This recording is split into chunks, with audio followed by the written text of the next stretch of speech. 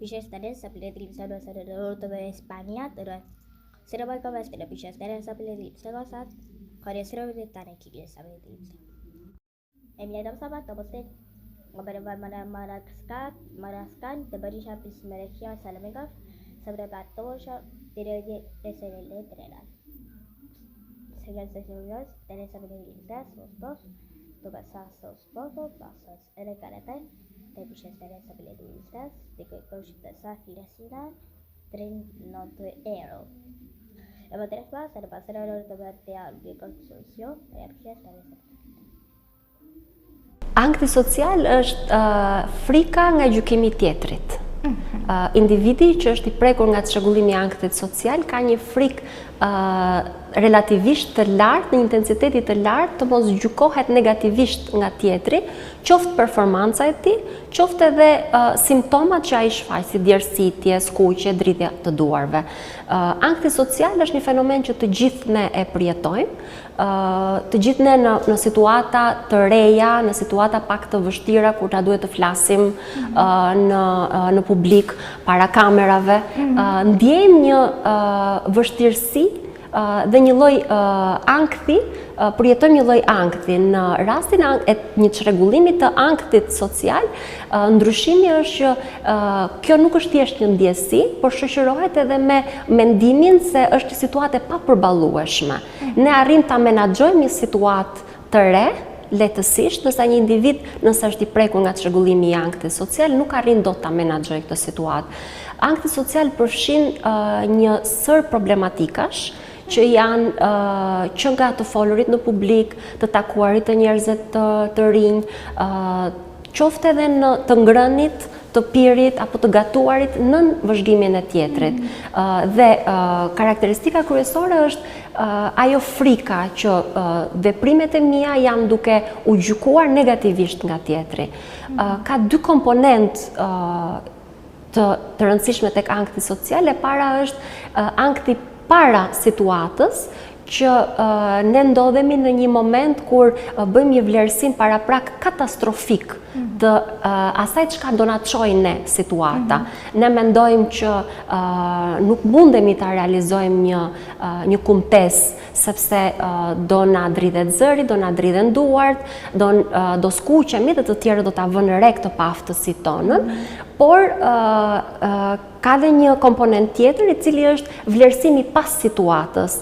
Ky vlerësim është gjithmonë negativ, irracional, pra ne gjithmonë e shohim veten tonë që kemi bërë një performancë shumë të keqe, dhe kjo performancë e keqe, duke u parë nga këndvështrimi jonë subjektiv, na bën ne që të futemi sërish në këtë rrethim vicioz dhe të mos i përjetojmë më këto situatat nëse do të përballemi, do të jemi të detyruar të përballemi me to në një moment të dytë. Ishte gjithçka shumë e qartë, por ndoshta kush është ndoshta një apo dy situata tipike që secili prej nesh mund t'i ketë përjetuar dhe nuk e ka ditur që është në presionin e një ankthi social. Kur na duhet të flasim me një profesor, kur ndjehemi të na dridhen duart, të na djersin duart, të skuqemi, ndjejmë një lloj nxehtësie nga brenda, kur nxjerrim justifikime për të mos shkuar ne dhe të çojmë shokun, kur jemi në një mbledhje dhe po flitet për diçka dhe ne kemi një mendim tonin të vlefshëm, por nuk arrim dot ta shprehim atë mendimin, janë situata të ankthit social. Nëse këto bëhen të vazhdueshme, ankthi social nëse ne na pengon në përditshmërinë tonë, sepse në dy rastet që përmendëm folëm për evitimin. Sa më shumë ne të evitojmë situata, aq më tepër ulim cilësinë e jetës tonë. Dhe në këtë mënyrë ankthi social bëhet akoma dhe më i dukshëm. Ka target grupe të cilat janë të prirura të jenë më të prekshëm nga ankthi sociale, temi meshkujt, gratë, rriturit, fëmijët, me fjalë ka distancime të tilla? Ankthi social janë tre faktorë që ndikojnë tek ankthi social, ato psikologjik, ato biologjik dhe ato ambiental. Fëmijët që nga mosha 7-8 vjeçë mund të preken nga ankthi social, adoleshentët kanë një prirje shumë më të madhe se sa fëmijët për të prekur nga ankthi social. Përmendim këtu një karakteristikë të adoleshentëve të egocentrizmin adoleshentëve me anë të audiencës imagjinare. Adoleshenti e shet gjithmonë veten sipër një podiumi që është duke performuar dhe sigurisht mendimi i tjetrit është shumë i rëndësishëm. Por gjithsesi adultët, personat në moshë adulte janë ato më të prirur për të prekur nga ankthi social. Nëse do bëjmë një diferencë gjinore, janë femrat ato që janë më të prekura nga ankthi social. Ka studime të cilat mendojnë që nuk janë thjesht më të prekura, por janë ato që e shprehin më tepër, por gjithsesi statistikat anojnë tek femrat. Kur është momenti i alarmit? Që ne nuk mund të vazhdojmë të përjetojmë ankthi social të shtuar hera herës, por duhet të kërkojmë ndihmë, të përballemi me të, edhe çfarë ndihme duhet kërkojmë, ku duhet të orientohemi për ta kapërcyer. Okej. Momenti i alarmit është kur ne e gjejmë veten përpara situatave dhe përtej ankthit të brendshëm që ne ndjejmë, ato simptomat që ne përmendëm, ne evitojmë, ne nuk bëjmë gjërat dhe kjo ne mund na çojë në mos ngritje në detyrë, marrje notave të këqija në shkollë.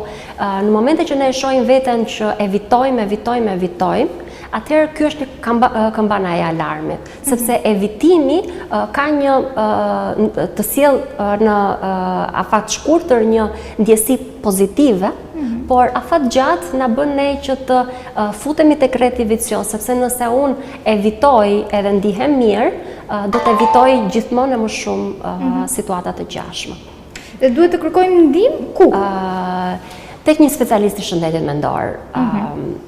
Psikoterapisti, psikologu klinik janë personat që merren me çrregullimin e ankthit social, i cili është brenda çrregullimit të ankthit.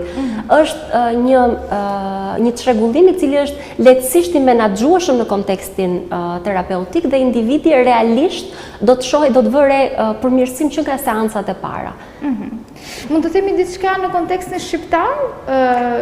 Jam e bindur që ankthi social mund preki qytetarë të gjithë globit, po duke dalluar ndoshta shoqërinë shqiptare, a dallon një qytetar të vendit tonë ankthi social krahasimisht me një qytetar evropian apo të një kontinenti tjetër?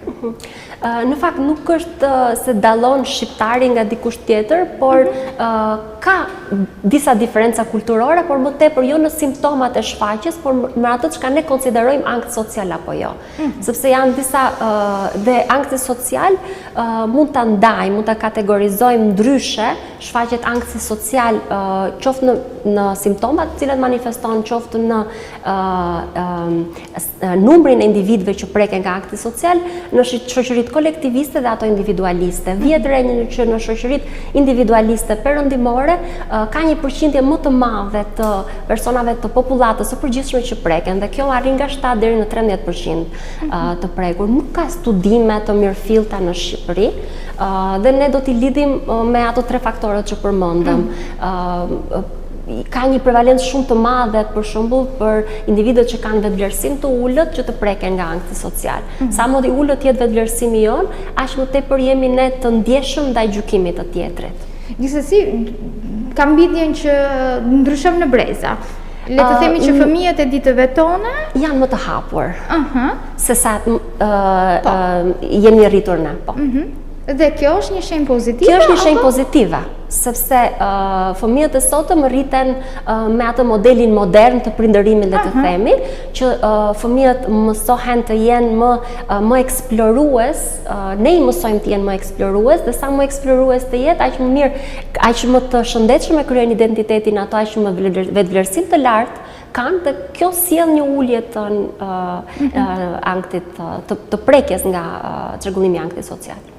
Unë të falenderoj shumë që ndave me ne një koncept pak të ditur, pak të njohur, dhe që rezervove dhe kohën. Faleminderit. Falenderoj unë. Teresa Pellegrini, vice-shikadora të Filizaj Terep, sa Pellegrini, sa të bëjë sere e Plisat, o kontro Petrite. Këtë lunë